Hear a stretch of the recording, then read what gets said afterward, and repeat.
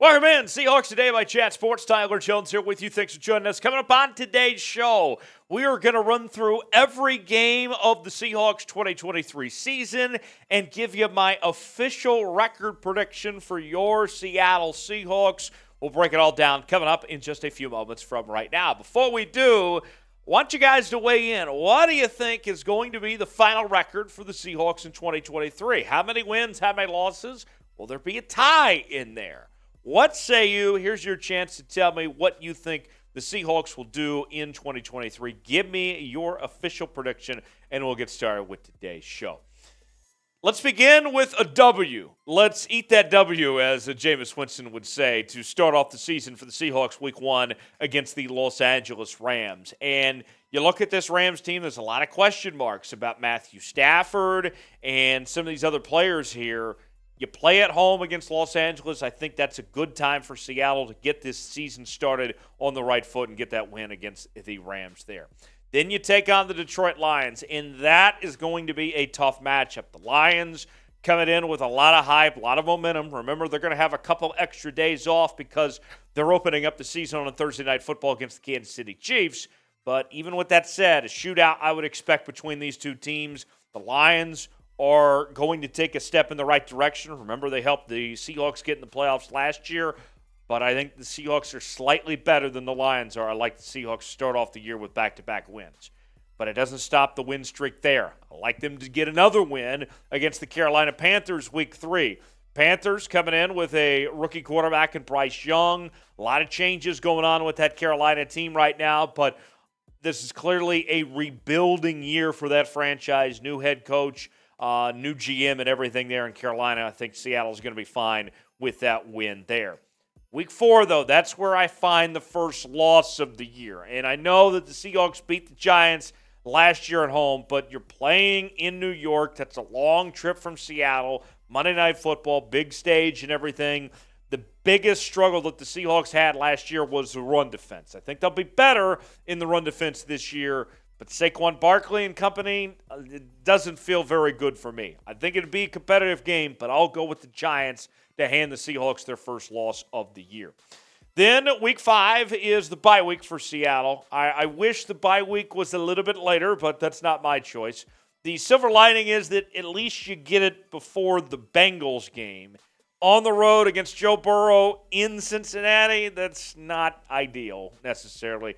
I think that's a loss for the Seahawks against a very talented Bengals team that is, or you could argue, as talented as any team in the National Football League. It's not just Joe Burrow. It's Jamar Chase and company, T. Higgins, all those guys there that just make this offense so explosive. Zach Taylor's done an incredible job as their head coach there.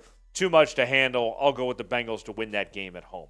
More games to get to as we continue the slate here in just a second. But first, what will be the Seahawks' toughest game in 2023? Could it be that matchup against Cincinnati? Could it be the games against the 49ers, the Cowboys, Philadelphia? What say you? Let me know in the comment section what you think the toughest matchup for Seattle will be in 2023. We move to Week 7. That's where we find the Seahawks taking on the Arizona Cardinals. Cardinals might be the worst team in the NFL this year. Kyler Murray might not be playing Week 7. All depends on where he's at with his ACL recovery. I feel pretty confident in saying that the Seahawks should win that game with ease Week 7 against that Arizona bunch. Then you go Week 8. You host the Cleveland Browns and that squad, Deshaun Watson and company, last year were a bit disappointing. I expect the Browns to be improved in 2023, but this is a game that I feel pretty good about where the Seahawks are at offensively compared to what the Cleveland Browns are at. I think you're looking at a Seahawks team with what they've done with adding Jackson Smith and Jigba to an already good receiving core, to the run game who already had a star in Kenneth Walker. Now you have Zach Charbonnet and Kenny McIntosh. I think you're going to outscore a lot of teams this season, and that's what I see being the case in this game against Cleveland here. Week 9, they take on the Baltimore Ravens. I know a lot about this Baltimore Ravens team, and I can tell you the Ravens took some huge steps in the right direction this year with bringing back Lamar Jackson, getting that deal done, adding in OBJ to that roster, and Nelson Aguilar and Zay Flowers with what they did. That Ravens team is going to be better than I think a lot of people think. These two teams are very close talent-wise. This one, I give an edge to Seattle, and the reason why, I think that their ability to run the football is going to be better than Baltimore's is this year. There's questions in Baltimore about, is J.K. Dobbins good enough? Is Gus Edwards going to be able to carry the load there? I like what Seattle can do here against this Ravens team and get a W there. All right, we're just about halfway through the schedule at this point. More to get to in a second. Before we do, Mother's Day weekend is here. Maybe you didn't get Mom a present quite yet, but no need to fear. We have throwback Seahawks gear on sale now for up to 60% off while supplies last. Here's what you can do, folks. You can print off what you buy, like a picture or whatever it may be, and put it in an envelope, hand it to Mom, and say, hey, Mom, look.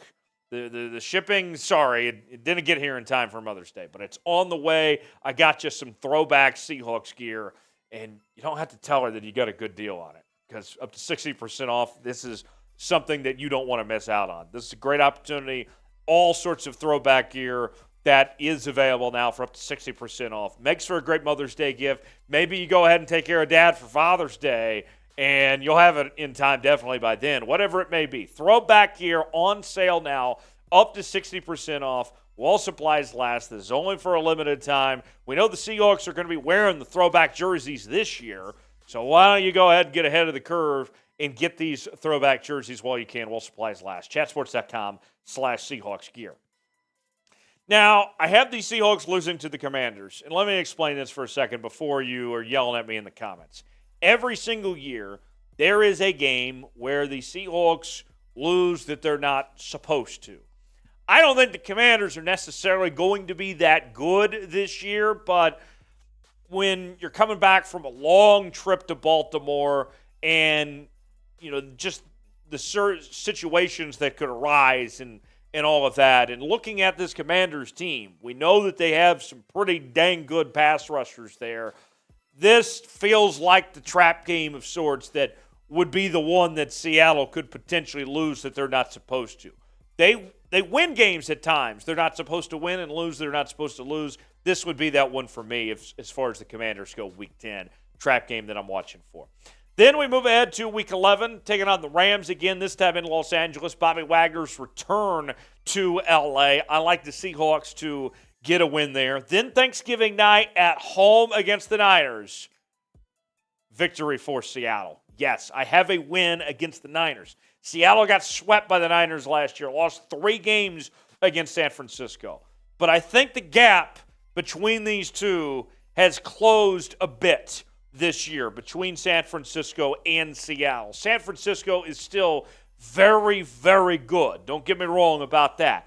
But I think with the improvements that Seattle has made with bringing back Bobby Wagner, Draymond Jones, adding JS into the fold here, they are going to get closer. And the home game, little spoiler alert, I think that these two teams are too good to not split, to not be a sweep situation here. And so I like Seattle in this case to take the home game. More on the other game later. You got the idea if you've been listening what that's going to be. Then you take on the Cowboys Thursday Night Football in Dallas. That's not ideal situation there. Take on Dallas on the road in that case. Dallas is going to run the football really well this year with Tony Pollard and company and try to limit mistakes from Dak Prescott there. I don't like the idea of playing Thursday Night Football on the road. I know it's going to be a normal week of sorts because you had the short week prior, but not ideal. I like the Cowboys take care of business and win that game there Week 13. So a few more games to get to before we wrap up. I want to know, though, will the Seahawks win the NFC West? We talked about the Niners and the Seahawks kind of closing the gap of sorts between those two teams. We heard Louis Riddick say that he likes the Seahawks to win the NFC West. What say you? Let me know in the comment section. Y for yes, N for no. Will this be the year the Seahawks break through and win the NFC West? Tell me what you think in the comment section. Y for yes, N for no. Folks, we're covering the Seahawks here on the channel each and every day with daily news and rumors segments. We do live shows on Wednesdays as well when the Seahawks make a big move of sorts, we drop whatever we're doing and we go live here on the channel for the latest happenings on your favorite team. And for every game this season, all these games that we're talking about here, we're going to be live with watch parties here on the channel where we are going to experience the thrill of victory and the agony of defeat together right here on the channel. And it is a heck of a time. If you've never been a part of a watch party, prepare to be amazed. We are closing in on 38,000 subscribers, but we need your help to get there. Subscribe now for free today. Be a part of what we're doing all offseason long and for this fun season we're going to have together here on Seahawks Today, youtube.com/SeahawksTV. A few more games to get to. So I got the Niners loss week 14 of going to San Francisco, just a couple weeks apart.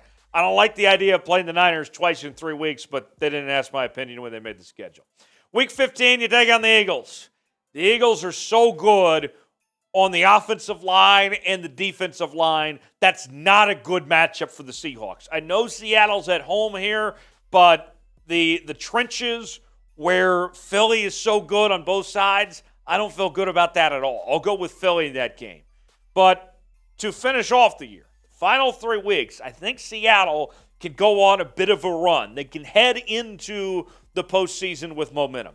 The Titans, we don't know what's going to happen with Ryan Tannehill and Derrick Henry, and they got a lot of issues going on with that organization. What do they even look like after the trade deadline, week 16? That remains to be seen.